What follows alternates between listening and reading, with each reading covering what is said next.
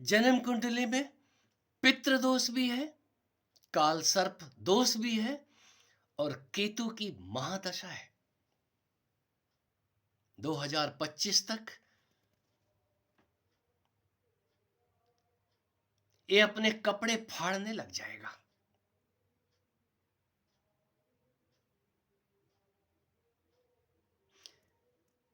और उपाय पूछो तो उपाय है।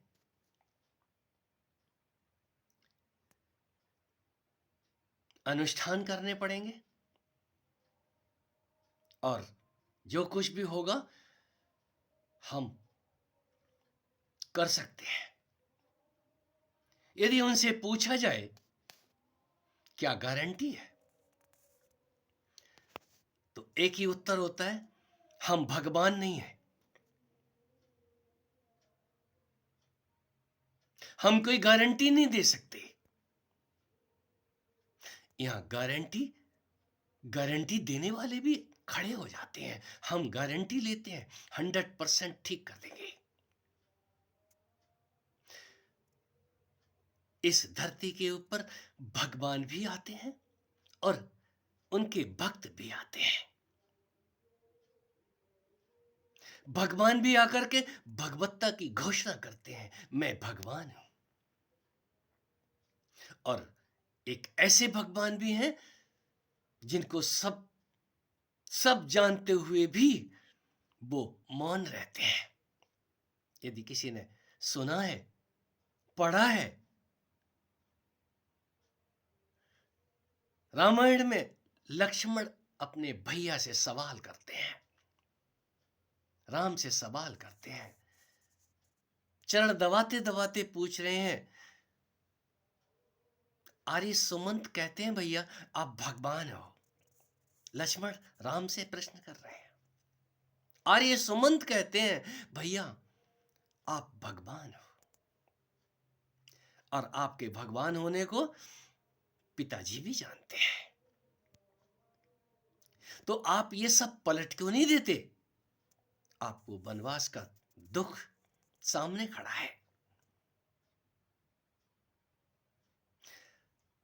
राम मीठी मुस्कान बिखेरते हुए जवाब देते हैं, लक्ष्मण यदि मैं भगवान हूं और ये सब पलट भी देता हूं तो भी होनी अपना खेल दिखाएगी, होनी अपना काम करेगी। वो विधि के लेख मेटे नहीं जा सकते हैं। क्यों? मैं भगवान हूं लेकिन इस मानव तन के अंदर हूं। मर्यादाहीनता शोभा नहीं देती। हमने इस मानव तन में होने का जो नाटक रचाना है, बहुत सारे काम करने हैं। ये प्रकृति इस मानव तन से बहुत सारे काम कराएगी।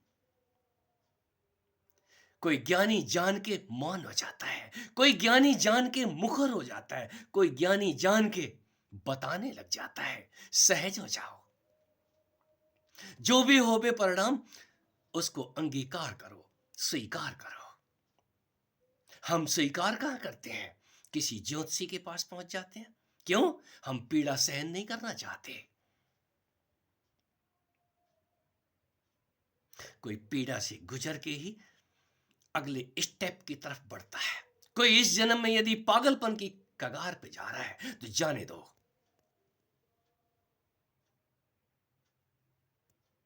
ठोकरें खाने के बाद, पत्थर तराशे जाने के बाद ही उसके अंदर से कोई प्रतिमा आकार लेती है। यदि कोई चाहे ही ना तो दूसरा धक्के पे धक्के दिए जाए, उससे क्या होगा? कोई भी ज्योतिषी, कोई भी मंत्र वेत्ता डॉक्टर ही है। वो चिकित्सा वर करेगा।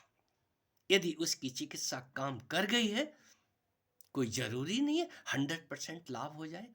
यदा कदा अपवाद स्वरूप हो भी जाता है तो हम उस डॉक्टर की पूजा शुरू कर देते हैं। आप भगवान हैं, यहां कोई भी भगवान नहीं है। कोई भी अपने आप को भगवान ना समझ ले, ये मेरे अपने अनुभव है। जब हम अपने आप को भगवान समझने लग जाते हैं, बस वहीं से गड़बड़ होनी शुरू हो जाती है।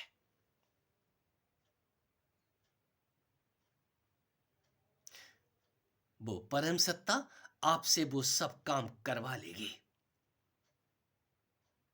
हे अर्जुन, तू ना चाहते हुए भी युद्ध में झोंक दिया जाएगा। तेरा स्वभाव तुझे लड़ने को मजबूर कर देगा। हमारे धर्म ग्रंथ बहुत कुछ कहते हैं। हम सोचते हैं कि हम सब कुछ ठीक कर लेंगे पैसे के बलबूते पे या किसी और तरीके से। यह सब कुछ ठीक किया नहीं जा सकता है। हाँ, यदि इंतजार किया जाए तो जो भी फल आता है, चाहे वो कितना भी विकराल क्यों ना हो, हर विध्वंस के बाद एक नए सृजन का जन्म होता है। बीमारियां भी कालांतर में वरदान बन जाती हैं। ये मेरे अनुभव है। मैं उन सब भाइयों के साथ खड़ा हूं जो अत्यंत पीड़ा से गुजर रहे हैं, चाहे वो बीमारी की पीड़ा हो, धनहीनता की पीड़ा हो या और तमाम तरीके की पीड़ाएं हैं इस जगत में। कोई पीड़ा से गुजर के ही उस पीड़ा के अनुभवों से बहुत कुछ सीख लेता है।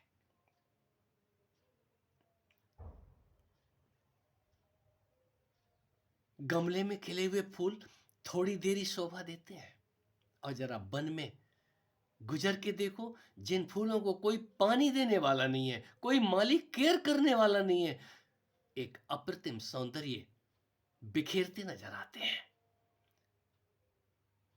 क्या कारण है? जगत अपने आप में सुंदर है। यदि हम उसको काट छांट के सुंदर करते हैं तो वो थोड़ी देर ही सुंदर रहेगा। वो प्रकृति अपने हिसाब से काम करती है। ये हवाएं, ये ऋतुएं, ये किसी के अधीन नहीं है। यदि अधीन होती तो कोई भी ज्योतिषी इनमें मोड़ मोड़ ला देता। नहीं, अब हेमंत नहीं है, अब शिशिर ऋतु आनी चाहिए। अब बरसात बंद करो, अब गर्मी आनी चाहिए।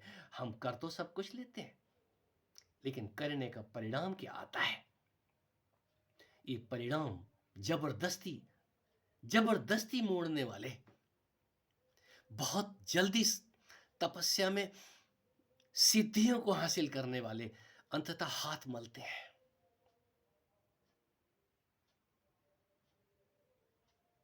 उन मित्रों के लिए भी एक सलाहवर है जो ये कहते हैं, हम बुद्धि से सब कुछ जान लेना चाहते हैं। कोशिश करते रहो मित्रों। ये बुद्धि के कटोरे में, इस बुद्धि की चम्मच से आप कितनी दूर जाएंगे? बुद्धि की चम्मच से यदि आप बुद्ध बन भी जाते हैं तो बुद्ध भी खामोश हो जाते हैं। उसको जानने के बाद बुद्धि बौनी हो जाती है, बेकार हो जाती है।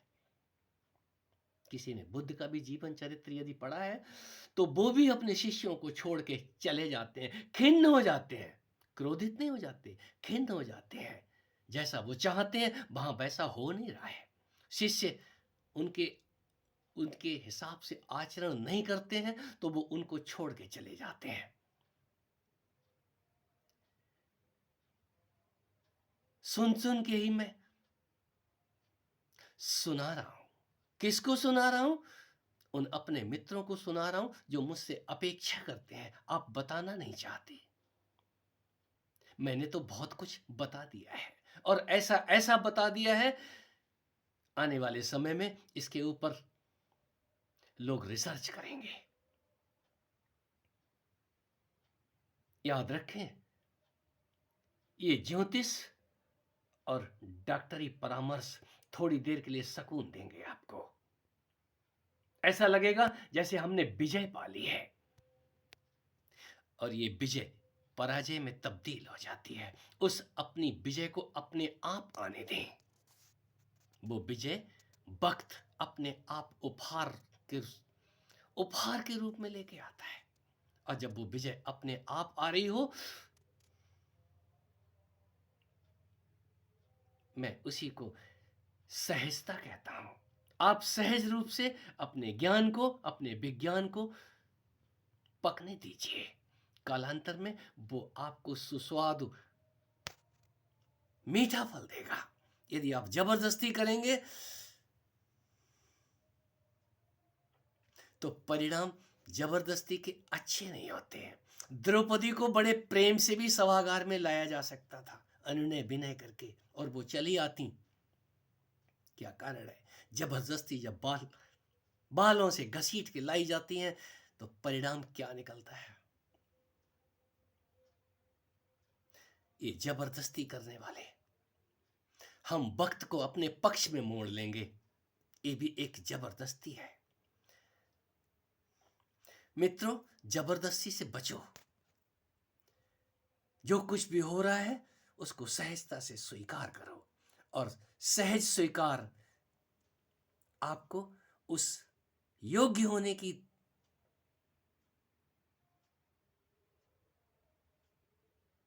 योग्यता देगा। कोई योग्य होके ही योगी जैसे शब्द को सुशोभित करता है।